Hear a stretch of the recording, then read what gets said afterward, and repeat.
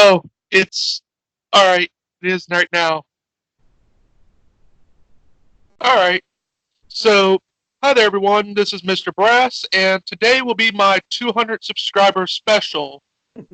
And today I'm here with, of course, yours truly, S.J. Thompson, Hi there. and she's she's from Christian Dash Apologist.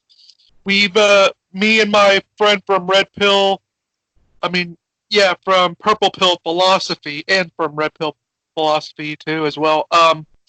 Had actually did an interview with her a while back, and which was came out pretty good.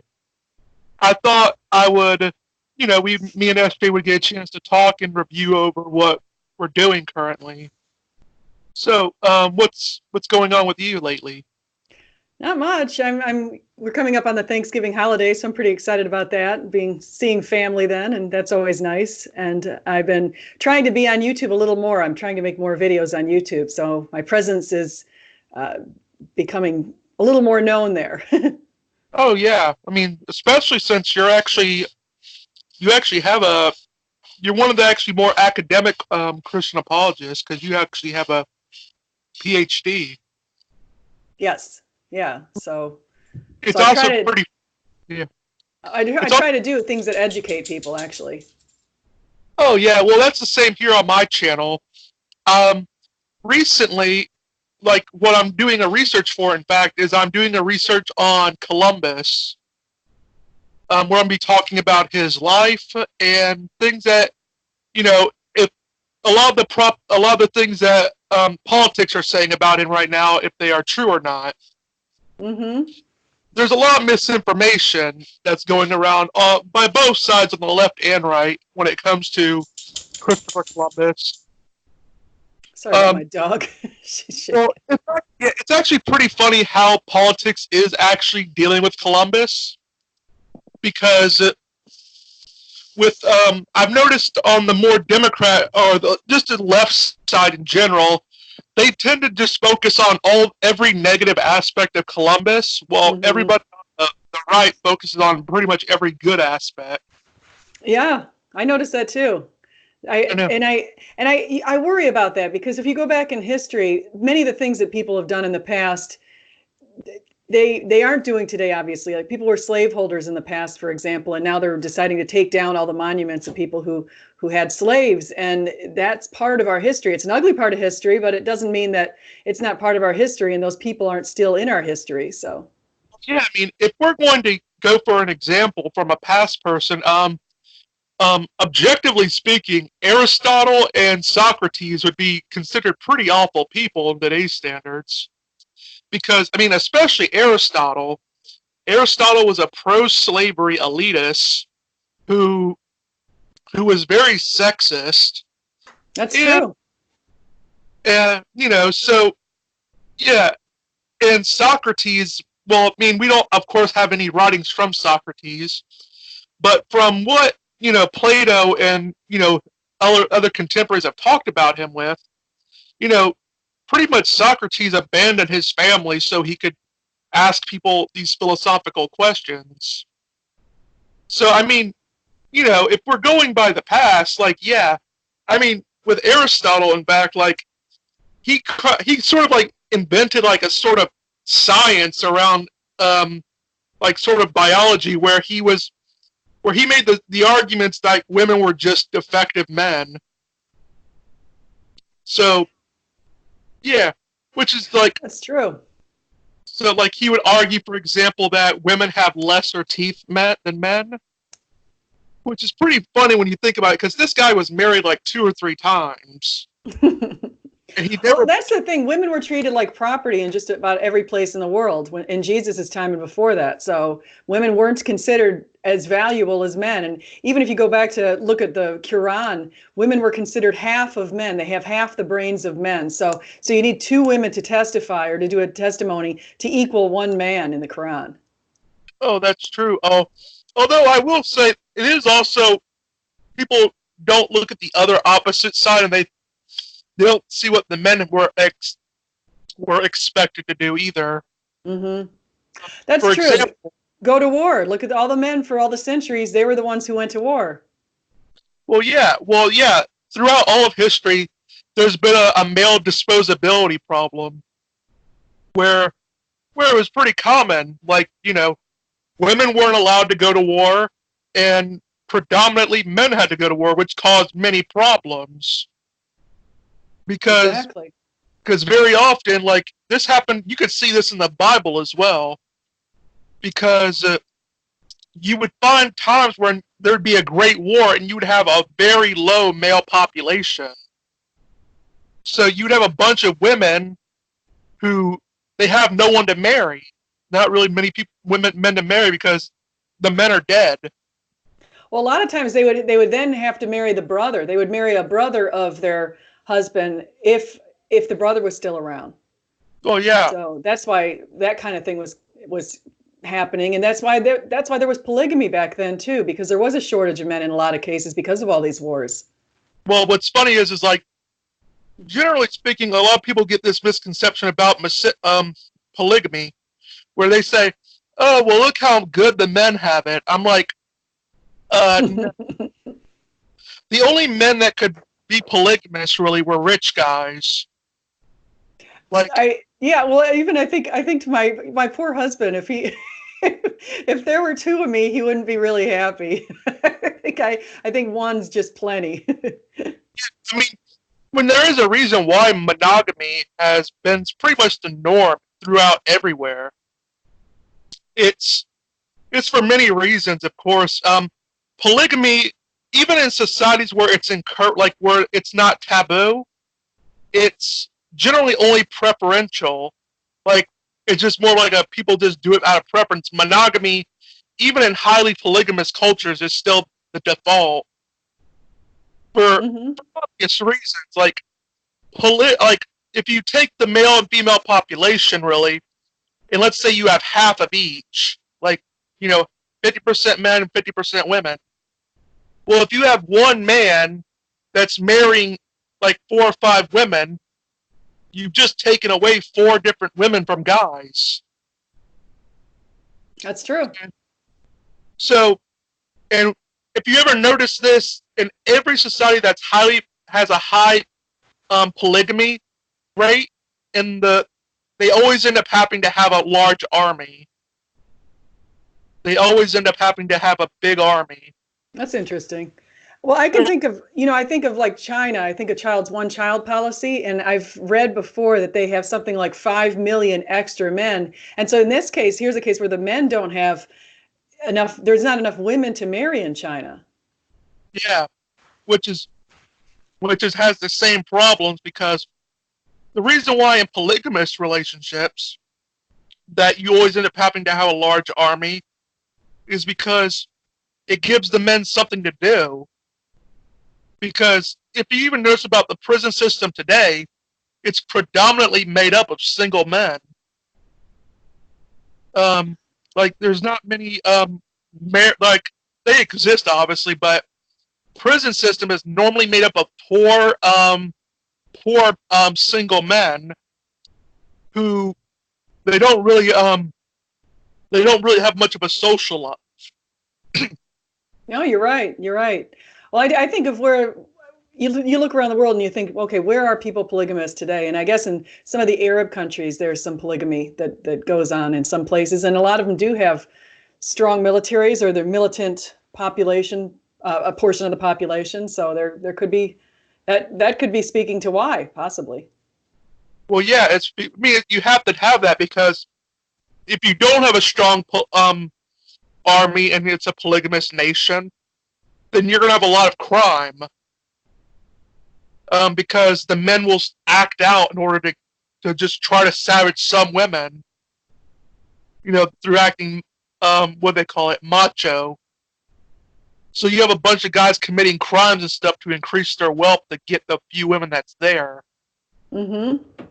And so, I mean, that's happened even in the Crusades, even though their polygamy wasn't as big of a deal then.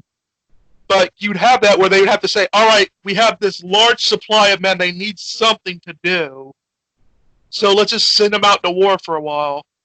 You really? I don't think it was as they need something to do. I think that makes for interesting fodder, but I don't really think that that's the case. And during the Crusades, one of the things was there was constant, the Muslims were constantly trying to take more land from Christians, and the Christians were trying to take more land from Muslims. So they were just constantly battling each other. Well, yeah, and what's actually pretty funny about the Crusades, I actually did a series on this in my on my YouTube, where I mean, it's actually pretty funny is that despite it being like what people would say a very religious war, like neither side was really interested in converting each other. Like not that much. Like Muslims weren't even that much worried about Christians in the even during the during these wars because they were more concerned at the time of preserving their orthodoxy. Like a lot of the wars that Christians actually won with Muslims was because they took advantage of Muslim infighting. Like they'll notice a king, for example, is having a large dispute with one of his brothers. So what they would do is they would simply go to his brother and says, "Hey, look, we know your kingly brother is saying stuff about you. You know," and they'll try to get them to fight amongst each other, and then they'll go in. Sort of a divide and conquer tactic. That's pretty funny. Do you have references on that? Where did you find that, or where did you read that? Oh, Thomas Madden is one source. I got him and Thomas Albridge. I read both their books when it came to the Crusades. And yeah, I mean, they're both brilliant guys. They even have lectures on it. Well, I mean, Madden does. And that's interesting. I haven't read those. Yeah, they're very nice books. I also had done one on the Middle Ages, and it's pretty sad like how much people misrepresent the Middle Ages. Like, was it perfect? No, of course not. There's no age I think that is perfect.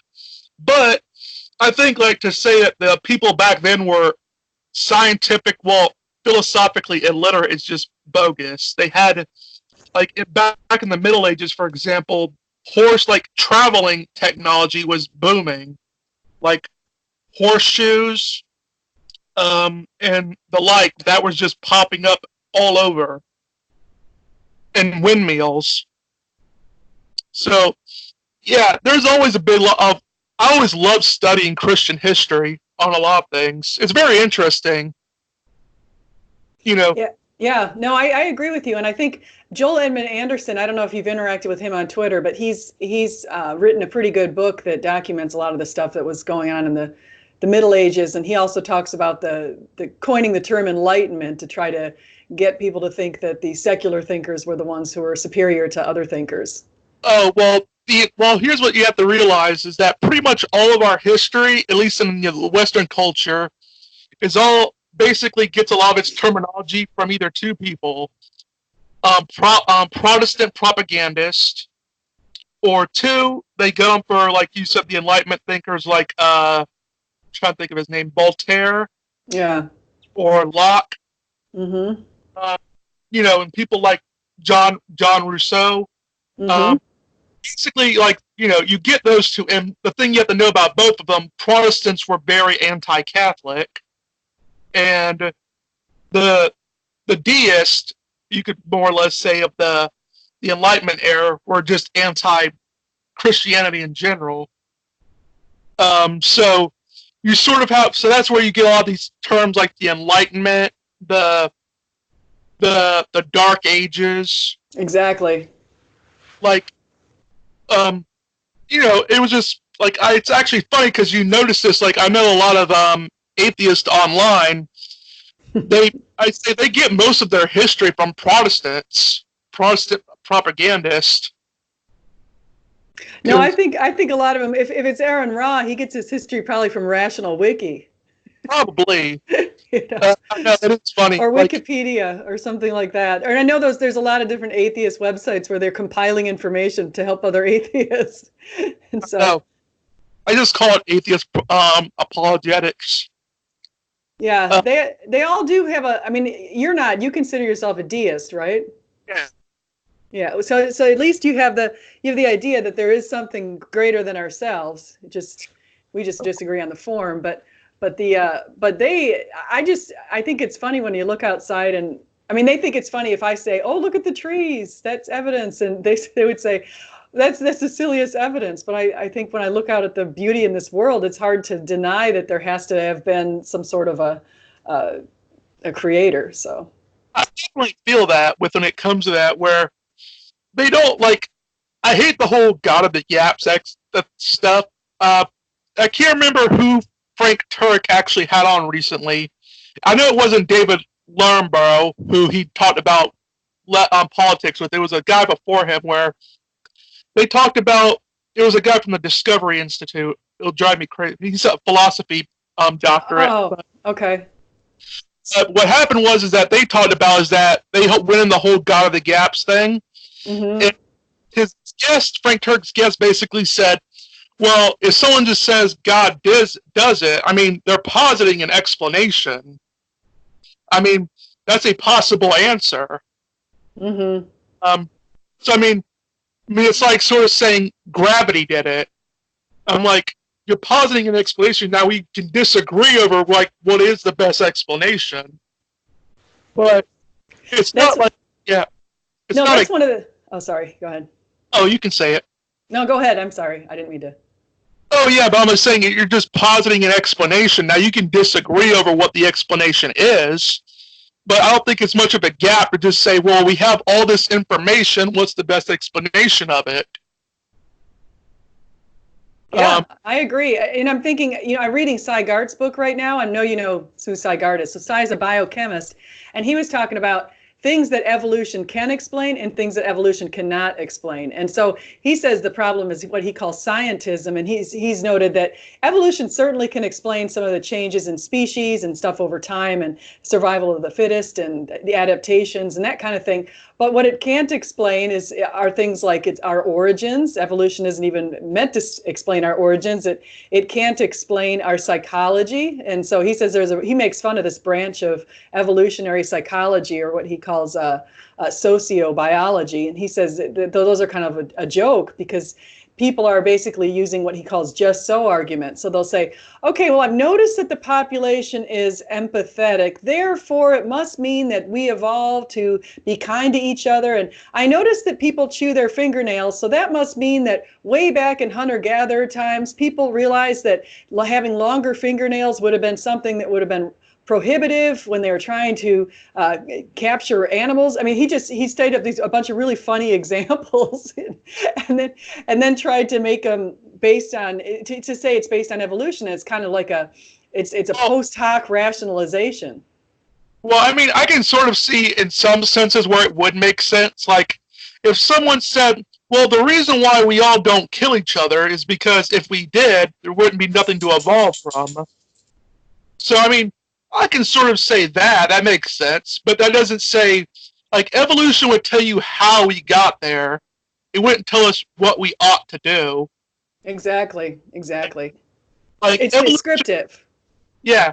Evolution at most would be able to say, well, the reason why we don't all feel a strong urge to kill each other is because of the fact that, if we did, we wouldn't be alive right now to have evolved.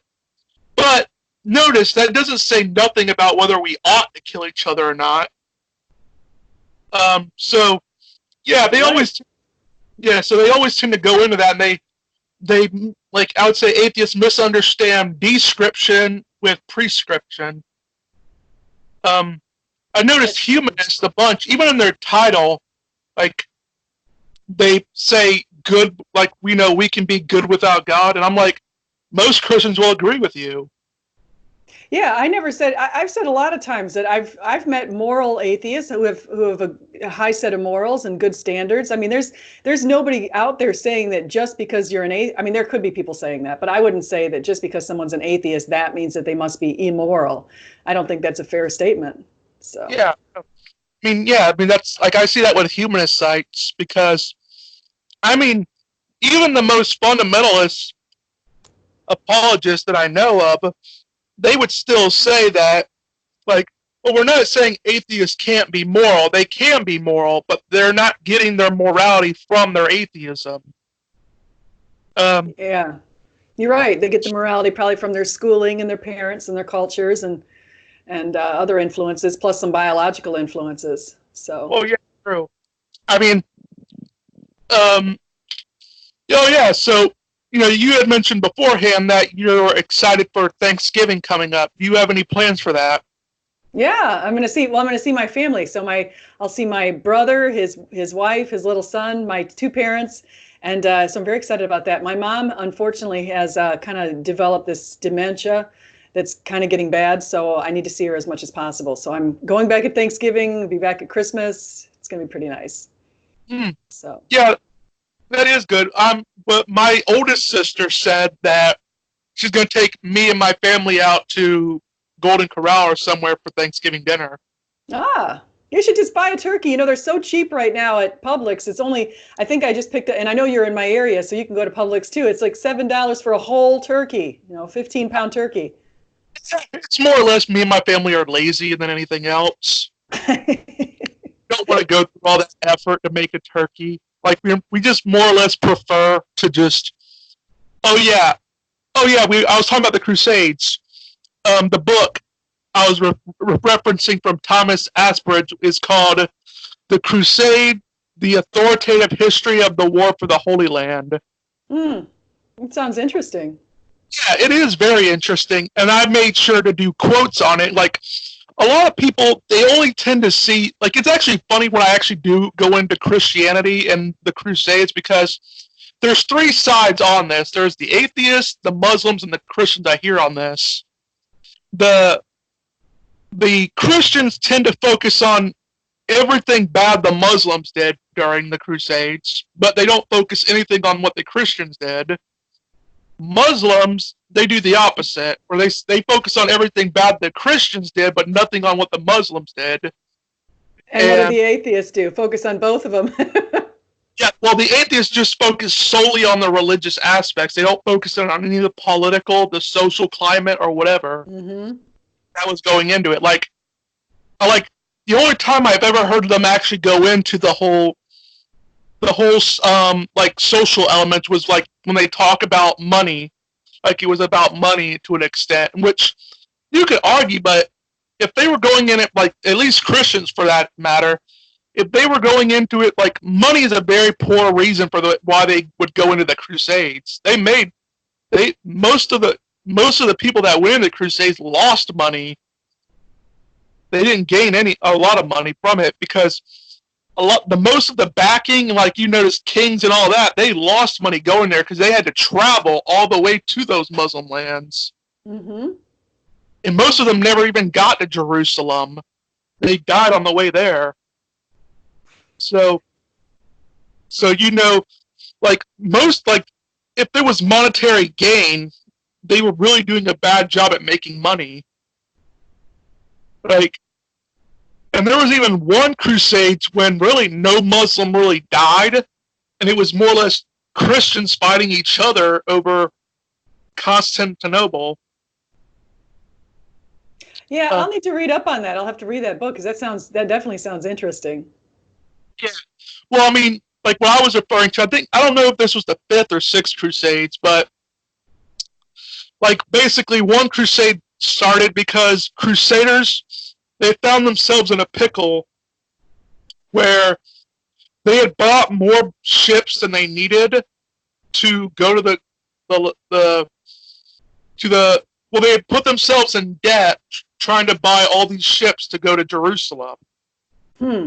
and be able to fight their war with Muslims, and so they had an excess of ships and they were in debt. So they Hmm. were wondering how they were going to make the money to pay them back. And basically, the people that they bought the boats from said, well, if you ransack Constantinople, which is a Christian population, you know, and you steal the stuff from there, we'll forgive your debt. So many Christians obviously didn't take the thing, but you had a great number of the Crusaders who were also Christians who decided to just ransack Constantinople, with other Christians, and that was one of the Crusades. That's interesting. I Yeah, mean, I'll need to brush up on that. yeah, That's very, interesting stuff. yeah.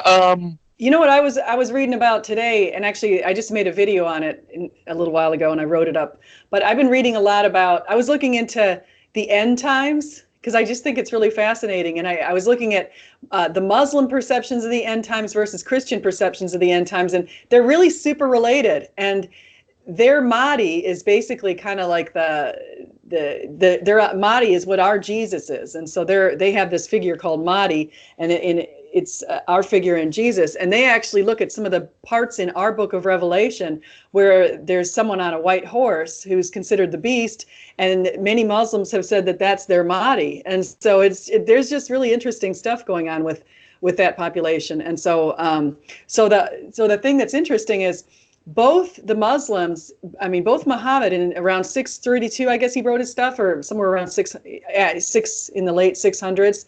He wrote his books, but he mentioned that this in the end times they're going to appear in Jerusalem. The Mahdi was going to go into Jerusalem, and in our book of Revelation, it also says that the end times, a lot of it's going to take place around Jerusalem. So these things parallel in a lot of ways. But what's interesting is there was no Jerusalem and there was no Israel back at that time when this was written. So because Israel had been destroyed in the year 70, so Muhammad wrote that around 600 something, guesstimating, because it was also in the book of Revelation that Israel would return. And Israel didn't return until 1948. So after 1878 years, suddenly Israel's back on the map. And now people are talking about forming a third temple, and that's where the abomination of desolation is supposed to occur. And so there's a lot of crazy stuff going on just right now. Well, you have to remember, SJ, Donald Trump is the chosen one. Oh, Donald Trump is one of the ones. He actually just legitimized Israel as being, I mean, I'm sorry, Jerusalem as being Israel's capital. So that's also just one more cog in this framework. So it's really interesting. It is. Well, I mean, Democrats in general have their own version of end times. They just call it climate change. Yeah.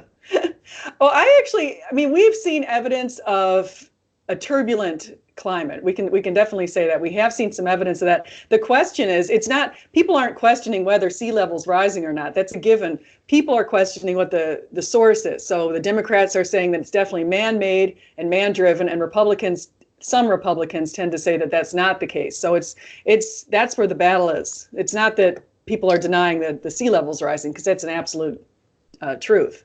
So. Well, I say, like, I think it is a little bit, because you go to Reasons Believe, and they do have they go into climate change as well. Mm-hmm. Well, if you go into, for example, one of the places that I investigate for one of my classes is I look in the island system of Kiribati, which is in the South Pacific, and many of the atolls, this is a system of a bunch of islands, many of the islands, because of these big, what they call, I forget, king tides, have gone underwater. And so they've been forced to relocate to the highest island, which is Tarawa. And so now Tarawa is overcrowded because so many people have gotten basically booted off their own islands, because that's where there's evidence very clearly of sea level rise. So I think that if people try to deny that, that's crazy. You can't do that. But you could try to figure out what the source is. And I would say we have 7 billion people on the planet. And up until a couple hundred years ago, we only had about 1 billion people on the planet. So all of these people are contributing to greenhouse gases and global warming. And so I think it's a very reasonable thing to say that something's going on, something has to give, and we need to figure out ways to reduce our pollutants into the air. So I agree with that. My only issue with it is the people that say, well, we're all going to be drowning in about 12 years. Yeah, that's just silly. I mean, that's like what Alexandria Ocasio-Cortez says. We're all going to be dying in about 12 years. She is a nut. Did you read her new green plan? Oh, her new Green Deal? Yeah, new Green Deal. Yeah. Yeah. That's going to cost us. They estimate that would cost us $93 trillion over the next 10 years. Well, I mean, it doesn't bother her because it's not like she'll be paying for any of it. Well, no, that's the other thing. She also wants to there would be so much more government ownership under her system. Right now, the government comprises about about 20% of our GDP. In Venezuela, I think it's about 28% of Venezuela's GDP is like basically socialist, this idea of government ownership. But under her plan, we're going to go up to about 30 to 35%, according to the estimates I've seen.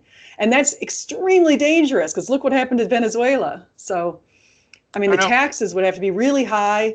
It just, she wants to get rid of commercial airline flights. I mean, she has some crazy ideas. Well, that and they want to get rid of cars as Yeah. well. Which I mean, to me, I think the idea of raising taxes dramatically when you're having a declining population is just silly. Because who's going to pay for it if you have a like because like currently like the tax plans like the socialist programs they only really work if you have a consistent population Hmm. because the system will always create debt, but if you have a consistently rising or stable population, the debt will always be manageable. But like you see in these European countries, they're really panicking because they're they're declining, like their population is declining. They're finding their debt is going way high because they just have no one to pay for these systems. In which why you get there a lot of them are trying to pull back on the, these social benefits. Yeah. No, you see that. Well, one of the things that's troublesome in Europe, there's a lot of things that are troublesome in Europe.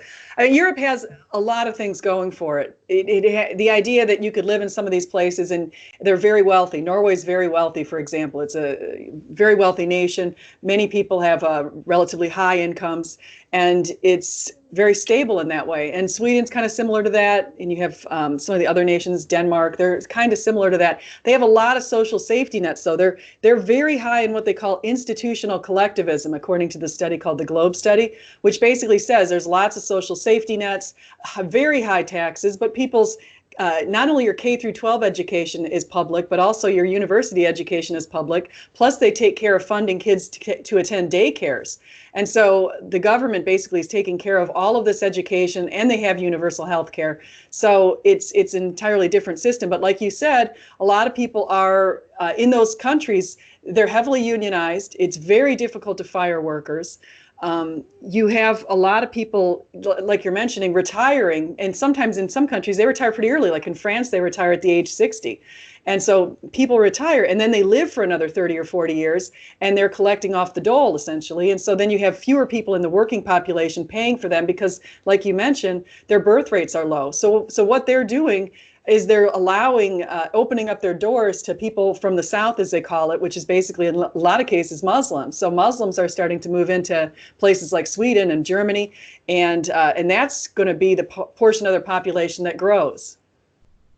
Yeah, and we're already seeing how that's impacting the European climate because you have Europe has always been homogenous, and now they're they've always been private about their religious beliefs. Even going far as back as the Middle Ages, people were very private about their religious beliefs. And now you have Muslims who are fairly open about their religious beliefs out in public. So you're having a sort of climate, like you're having two different climates going at each other. Yeah, two definitely different types of people. So you've got Muslims have very big families in a lot of cases. So it's just a different portion of the population. And then a lot of the Europeans have these very small families, maybe one or two children at the most. Well, yeah. I mean, well, their only other alternative would be to ban abortion, and they're not going to do that without a fight. No, in fact, they've been in places actually opening the doors to abortion. So just for example, recently Ireland just decided to allow abortions. Oh yeah. Although So they're, there is going through some repeal processes over there. oh really? Okay. Hmm. I've heard a little bit about that. Another history, like when it comes to the whole, the only Democratic candidate that I'm actually wouldn't be I would be fine with winning would probably be Joe Biden. I don't mind Joe Biden. He's a little old, though. I mean, that's one thing. So it seems like he's not quite as sharp as he would have been maybe 20 years ago. But I think he's a genuinely nice person. Well, I mean, Bernie Sanders. Bernie's way too much of a leftist. Bernie's almost like freakishly left. I always remember what I found funny when he said, "No one knows American history like me," and I said, "Of course, you lived through most of it." Yeah, exactly. It must have been something before electricity, right? Yeah. Well, I mean, I just said if you look closely at the at Washington and them signing the Declaration of Independence, you'll see Bernie Sanders waving in the background. Yeah, right. That was when he was young. He was probably 14 then, right? Yeah, that's one of them. And I said, like, Biden, I wouldn't mind if he won because I feel like he's probably the most moderate of all the Democrats currently running. Mm-hmm. Like, Well, I mean, this is the party of giveaways. I mean, that's what's pathetic about it. They're talking about things like freeing up student loans and how they would do that. Student loans, I forget the number, but it's in the trillions. So students owe trillions of dollars in student loans. And for us to forgive that would mean that people like me and you who don't have any student loans would have to pay off the student loans through taxes of people who do have student loans. It's like me saying, hey, somebody take over my mortgage. I don't feel like paying it anymore. So I'm just going to go ahead and not pay it because the government's going to forgive me. And the taxpayers will pay more money to fund my house. It makes no sense. It's absurd. But people like Elizabeth Warren are trying to promote that nonsense. well, I mean, it's not even just that, too. It only will really help. Like, they say it's all about the poor people, but, like, on average, rich people are more likely to go to college. So, I mean, mostly you're going to be helping out the rich people who are already in college and don't really need it. Their loans paid off. And so you're actually helping them out a lot more, which is always funny because a lot of the Democratic policies actually hurt poor people more. Like, especially people in minority groups like black people. Almost every policy I know of that the Democrats push for have a negative impact on the black community. Well, consider the population of people who have abortions. Many of them are poor minorities. And so the idea of Planned Parenthood funding, that's going to fund a lot of people who are poor minorities having abortions. So now we're having fewer poor minority children brought into this world. So, well, yeah, I mean, it's black women disproportionately make up much of the abortion, the number of abortions that are given. You're right. And here's what's scary. Like, what's funny about this is, like, that's why Planned Parenthood was made. Like, Margaret Sanger and basically, said that she wanted to see black people and, cripples get aborted out of existence because they, like, consider them, like, deplorables. I think I did read something like that. That's sick. I know. So, I mean, it's a eugenics program. And people did some horrible things back and not even that long ago. That's what's sad. Only the 30s. Yeah. And it's actually, well, I mean, you have to remember, Hitler was obviously a Catholic, even though the Catholic Church hated his guts, and he openly stated multiple times he hated Christianity. He knew how to be a politician, because what he did was he identified a portion of the population. He tried to appeal to them in some way, and he tried to pretend that he was a Catholic so he could relate to them. But he wasn't you can't try to tell me that guy worshipped a Jewish carpenter. You can't tell me that. He killed 6 million Jews. He's clearly not worried about whether or not the Jewish carpenter is going to hold him accountable. So I read actually that he was very heavily involved in the occult. Well, yeah. I mean, Hitler was more or less sort of like a pantheist, where he believed in a god, but it was nothing like what Christians would recognize it as. Mm-hmm. Like, yeah, I mean, I would say he's definitely an example of like an antichrist. He's about as horrific as you could possibly imagine. And the stuff that it's just sick how you could think about how somebody could just do that to other people. And actually what he did, this kind of weaves together the abortion talk and also what Hitler did. Is what they do is they try to dehumanize people. So today on Twitter, for example, I said something about abortion being murder, and a lot of people basically say, well, the fetus isn't really a child, or the fetus isn't really a person yet. The fetus doesn't become a person until it's conscious, and that kind of thing. And so then the same kind of thing Hitler did. He tried to equate the Jews with rats, and they would run these propaganda films where the Jews were portrayed as rats, and so trying to again dehumanize them. And the same thing with slavery. People tried to pretend like the slaves were lesser people. They weren't people, and that sort of thing. And so the only way that people can justify in their conscience to be cruel and discriminate against others is if they feel the others aren't even human, which is awful. Well, yeah, I mean, what's funny is about this is that personhood, well, I mean, of course, the term person, you could argue, goes all the way back to ancient Greek, although the Greeks' concept of person is radically different than ours, because theirs was more about masking yourself, like with an identity, nothing like how we view it. The concept of personhood as we know it is a theological concept that comes from Christianity, funny enough. It was originally used to describe the three persons of the Trinity. I agree. I think there's a lot of individualism that came out of Christianity through Jesus. He valued the person, he elevated people, and he held people individually accountable rather than saying you're accountable as your group, you're accountable as an individual for what you do as a person. So. Well, I've always made the argument that it doesn't, like, the whole personhood argument makes no sense to me, because, like, we have laws protecting the lives of things that are clearly not persons at all. Like, for example, we have laws that protect trees. We have laws that protect eagles. We have laws that protect jellyfish. We have laws protecting plants. All these things are clearly not persons. So, no. I mean, and it's not like, and they'll never ever be persons. A plant will never be a person. And so, Ken Ham would love what you just said. Oh yeah, probably. Well, what's funny is about that is I actually made a joke about that. Funny enough, where like this pro-choice group on Twitter said, "Well, a fetus isn't even a human," and I said, "Are you seriously have like a young Earth creationist biology set?" So I mean, so you have two humans, they have sex, and all of a sudden they reproduce a giraffe inside of them. And it's only when it, like, magically when it comes out of the woman does it become a human person. I'm like, that sounds like something Kent Hovind would say evolution is.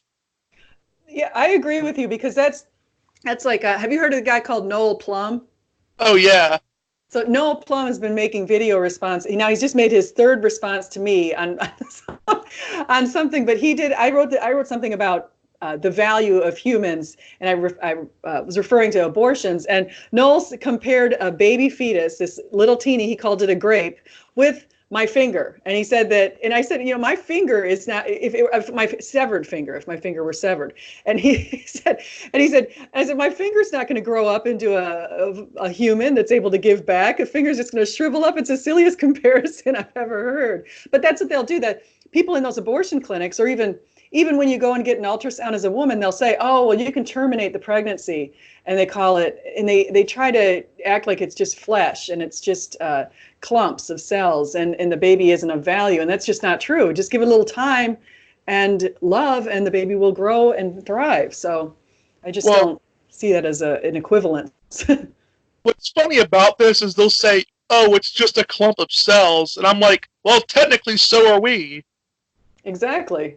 So, I mean, if we're going or they say, oh, the clump of cells isn't even conscious and doesn't have any feelings. Well, we don't know that for sure, number one. And number two, people who are in a coma, they're also not conscious. Does that mean we should go kill them too? Or they're on life support in many cases. They require the help of others to survive. Does that mean we should kill them? I mean, let's take this and make it equivalent for the rest of the human population. Well, yeah, it's always funny about that, and it's like whenever they use the whole like whenever they appeal to consciousness, you have to realize they seem to have this weird notion that everything is equal in nature. I'm like, no, it isn't. In fact, nothing is really equal in nature. Equality only really exists in mathematics. Yeah. Like, you don't find it in nature. Like, the relationship between a lion and a zebra is patently unequal. And, like, so that is a good argument one could make for God, because that's really the only place humans could ever be equal to each other. That's Because, true. That's true. You could mention it's like a dominance hierarchy. We're at the top of the food chain, and everything else is under us, and it's in a hierarchy. well, yeah. So, I mean, like, humans, for example, like, I always just found it funny with how they use the arguments. It's a lot of them are like they'll use the whole violinist argument. I think you've heard about that one. I don't think I've heard that. What is that one? Well, basically, it's like the Society of Music Lovers kidnapped you, and like you would wake up and you're hooked next to a violinist, and they tell you that you have a that don't worry, this like he's this famous violinist, he's unconscious and you're hooked up to him, but if you sever your contact with him, he'll die. Um, so would you feel like it would be a fair thing to ask you to continue um, providing support from your body to this violinist? And Hmm. for one, there's a huge difference between that and a pregnancy. Well, I also just think about people in old age. For example, I mentioned my mom before. My dad needs to care for my mom. We need to kind of keep an eye on her and make sure she's okay. Does he have the freedom to just get in his car and disappear for 10 days? No, he doesn't. Doesn't mean that he should go ahead and euthanize my mom? Well, hardly. So there's a lot of the older population, they require the help of others. So it's the same thing. And the same thing with when I'm sleeping, I'm not conscious. I'm semi-conscious. I'm half awake, half asleep. A lot of times fully sleeping, you're not conscious. Does that mean we should all go kill people in their sleep? Yeah, like I was getting to, it's like in nature, pretty much nothing is equal. So depending on how your brain develops, you'll have a certain state of consciousness. So ultimately, what you're going to have to say is like, you ultimately have to target the mentally ill and say that they're less persons than everyone else, because no one's mind is made equally. No one's brain is made That's true. equally. And we'll all have, because of the way our brains are structured, we'll all have different levels of consciousness. So, I mean, which I argue that that's how you can tell personhood can't be the equivalent to consciousness, because personhood is an either or, it's a binary. You either are conscious or you're not. Like, well, I mean, Yeah. But I think you're making a good point here with the intelligence idea. So you might say, okay, well, okay, if we're going to be judging by if somebody, we start saying it's conscious, should the person be able to make decisions? Should they be able to make good decisions? Should they make smart decisions? Well, why don't we just get rid of all the people who have IQs under 30? I mean, I'm sorry, under 80. I mean, that just wouldn't be, where do we draw the line? It's just, there's well, I all mean, if these. we got rid of all the people that had IQ under 30, we'd have no one running the White House. Yeah. I know sometimes he's yeah. I'm not a big fan of Trump, but I'm trying to allow the guy to be in office. I try not to say very much on politics on my Twitter account. Number one, because I'm followed by a whole bunch of Trump followers, but number two, because I just don't. I think that when people are trying to run the country, just let them run the country. This whole impeachment thing is driving me crazy. Yeah. I mean, even most Democrats don't like it. No, it's because it's just wasting time and money, and it's focus on things that matter. We're spending millions on this sort of thing, this Yeah. ridiculousness. What's funny about this whole, I mean, I find it funny as well. It's just like, it's a nothing burger, like I've always, like I say. Um, oh, yeah. But going back to the topic of, I'm trying to think what we were talking about before. I think it was something about, But we were oh, talking about abortions and when is a life a life? oh yeah.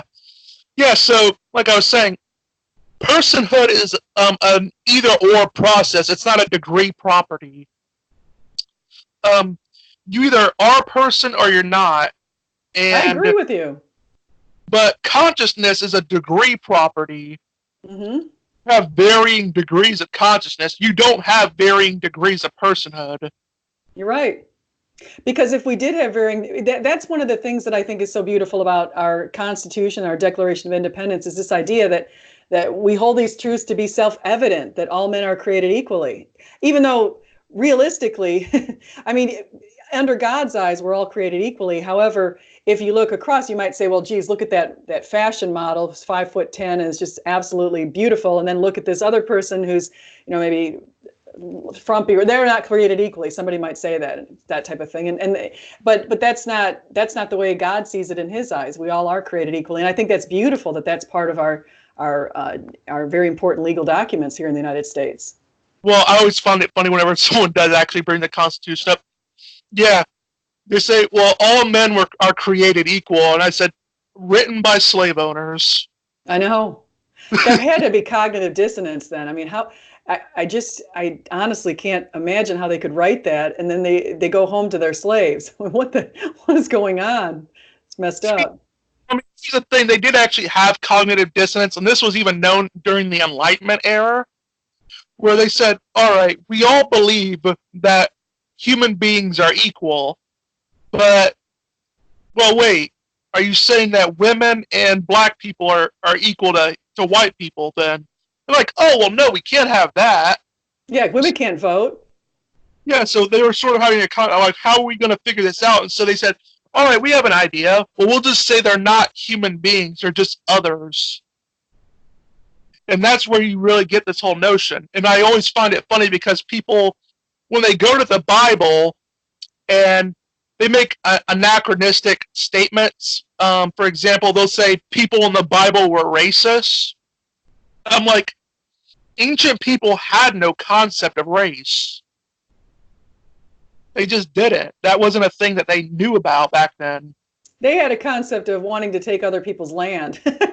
That's what so many of those wars during the. In fact, when I look at my kids when they're on things like Minecraft and some of those other games, a lot of it's going around plundering other people's villages, and it's funny because that's historical. That's all people did thousands of years ago, busy plundering each other's villages. I mean, that's pretty much the grounding of every war when you look at it. There's few wars that are not fought over something about resources. Mm-hmm. You're right. You're right. Exactly. I mean, in fact, I can't think of a war that wasn't started for that reason, trying to take over land or some sort of commodities on that land. Well, I mean, there's generally only a couple of reasons why anyone ever goes to war. Either for resources, for revenge, or to gain to gain power. Well, actually, now that I think about it, with the Nazi war, we went for justice, I'd say. We're trying to. In fact, I don't even know if people realized what was going on in Germany during the war so much. I think it was after. I mean, what's funny is we think of that all the people that were committing the genocides were the Nazis, but that's not actually true. There were people on the streets calling on Jews and locking them up. That's true. That's true. Yeah, you wonder how many people got involved who are just lay people who weren't in the military. That's scary, actually. And I think that's one of the reasons why they're so anti-Nazi over there and so against the Nazis, because they felt like they kind of got duped by Hitler. Some of these studies look at leadership dimensions, and they look around the world, and every country in the world, people like the idea of having a charismatic leader, except for Germany. The Germans don't want a charismatic leader because they were duped by Hitler. Well, yeah. I mean, if there's anything one person can say about Hitler, he was very charismatic. Yeah, so they're suspicious of charismatic leaders now, and they should be. Look what happened. So.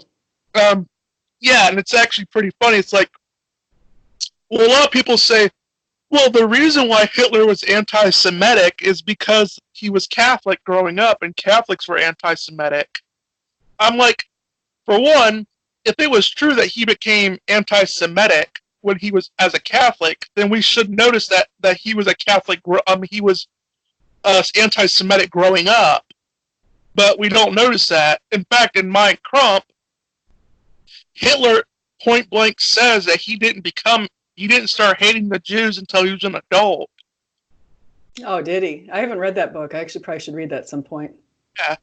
he didn't become anti-Semitic until he was an adult and he was out of college. Well, he had gotten declined from an art school, and he only became anti-Semitic because he had seen all the how much control Jews had over the media and the art world and all that.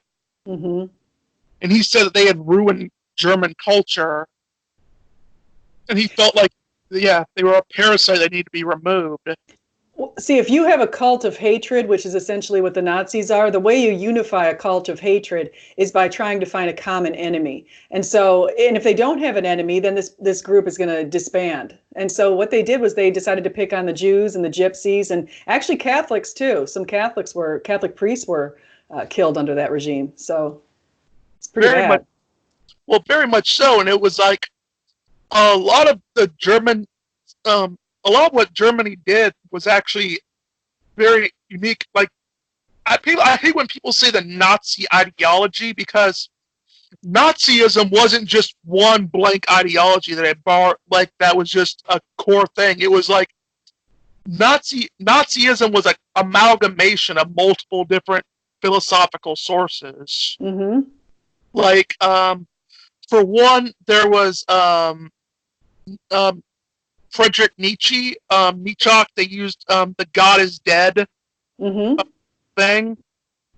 Although, to be quite fair, if Nietzsche didn't know anything about that, and if so, he probably would have disavowed Hitler and the guys. It wasn't like Nietzsche wouldn't have supported that. It was his anti-Semitic sister that really. Well, Nietzsche was around way before Hitler. So. Well, yeah. Well, I mean, it was Nietzsche's. He was like the 1800s. Well, yeah. I mean, like, his work is said to have influenced the Nazis, but not really. It was his family that gave, they took edited portions of Nietzsche's work and gave it to the Nazis, who then used that for their ideology. It's very easy to see that Friedrich Nietzsche, given what we do know about him, that he probably would have disavowed the Nazis if he had been alive. I would think so. And I'll bet you he wouldn't have supported Stalin and Mao Zedong and Pol Pot either, the three atheists who also took on his literature and started using it in their countries. But the way they applied it was just shifting power. That's all it is. So they took power away from the business owners and put it into the hands of the government. That's what communism is. And then the government, unlike business owners, the government doesn't have to do anything to be efficient necessarily. They can be completely inefficient. If they're in office and no one can get them out of office, they could be completely inefficient with resources. And then that's one of the reasons of many why communism has fallen. Well, you have to remember, SJ, Hitler was a vegan, so he ought to be a pretty good guy. Oh, I think I saw a comparison on, it said which one of these guys was an alcoholic and which one was a vegan. And it's like Hitler was the vegan and Churchill was the alcoholic, and Churchill was a better guy. I know, yeah. Funny. Well, what's funny is people seem to think that Hitler did it for moral reasons. No, he had stomach problems. He had a medical history with his stomach. Oh, I didn't know that. I didn't know why Yeah, he took the vegan diet because he had medical problems, not because he was so morally against killing animals. Yeah, can you imagine? He could kill people like that, but then he could actually, I can't kill an animal. I will never kill a chicken. Yeah. It's pretty funny, how you would do that. So it was actually just pretty funny. Another ideology that they borrowed from is a ancient heretical sect of Christianity known as the Marcionites. Oh, sure. Yeah. Marcion didn't like the Old Testament. And so he decided he was going to create his own testament that was basically based on Luke's gospel. So basically, Marcionites. He's a anti-Semitic Marcion. That's what basically the whole movement was about.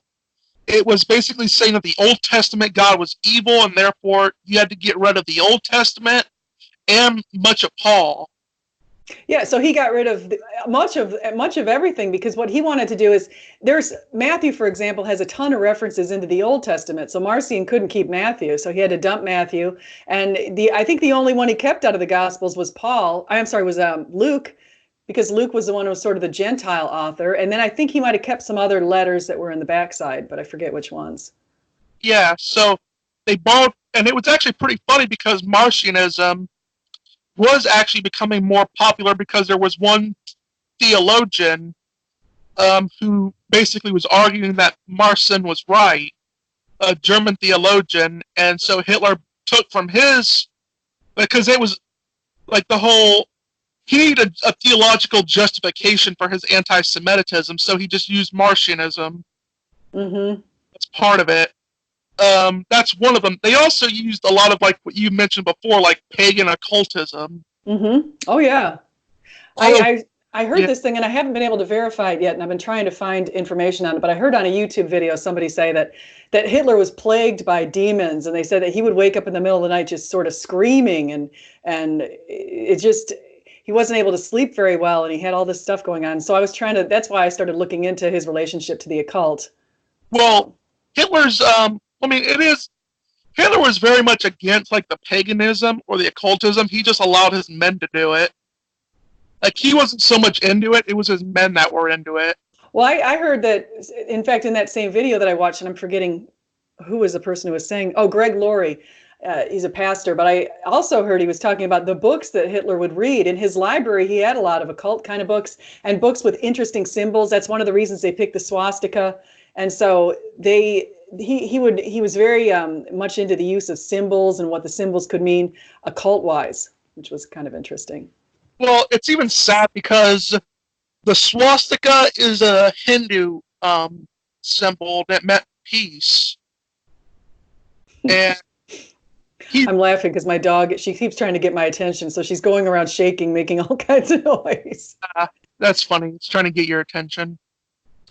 But yeah, I'm actually pretty glad I was able to get to 200 subscribers. I got there recently. Oh yeah, congratulations! That's wonderful. Yeah, it was. It's like I've said. I'm working on my book on Christopher Columbus. Well, not my book. I'm reading my book on Christopher Columbus and taking notes so I can have the series out relatively soon. Good. I just thought in the meantime, while I'm working on that, and I figured I have a 200 I could have a 200 subscriber special and just have a Yeah. conversation. No, I'm glad we've spoken today. This has been nice. Yeah. I'm glad. So, and congratulations. I'm trying to get to 1,000. I'm at 9. What am I at now? 945, I think. So, I need 55 more, and then I'm going to be super excited. I'll have to have a celebration if that happens, and I'll invite you on if you'd like to come on.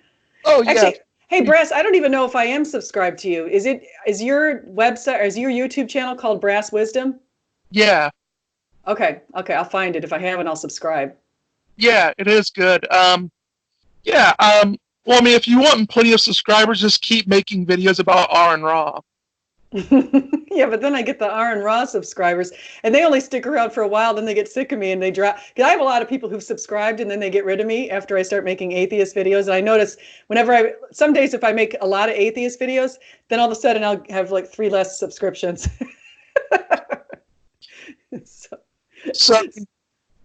as long as like you start just making a lot of R and Raw, Matt Dillahunty, and like you just really just poke the bear with them enough, and you'll get their fans that they'll subscribe to you.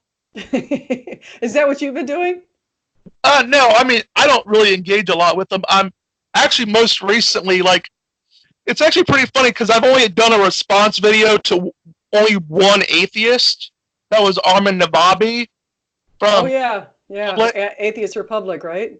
Yeah, but in every other response video I've done it on Christians. I've done videos now recently on Noel Plum. I responded to his response to mine, and then I've done a couple to Apologia and a few to Rationality Rules, and I've done some with Cosmic Skeptic and that other one. What's the other one called? He's got a name like Cosmic Skeptic. But I've actually done kind of a lot. I've done a lot on Matt Dillahunty and Tracy Harris. Unfortunately, nobody is safe. Oh, yeah. Well, I mean, that's with me because I always make jokes whenever I respond to anybody. So I responded to Inspiring Philosophy on his video, The Problem of Evil.